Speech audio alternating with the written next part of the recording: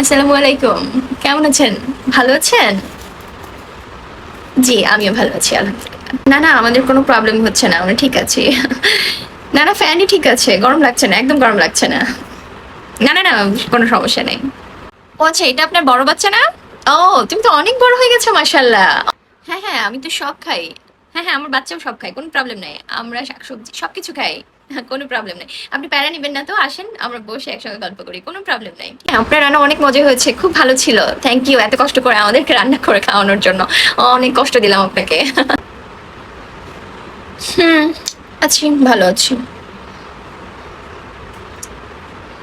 উফ, কি গরম!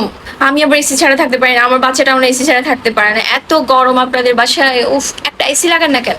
এত গরমে থাকা যায়? কেন যে আসলাম? উফ! এটা কে? এটা আপনার বড় বাচ্চা না? ও দেখতে এরকম হয়ে গেছে কেন? বড় হয়ে এরকম হয়ে গেছে কেন দেখতে? তুমি এমন হয়ে গেছো কেন? হুম?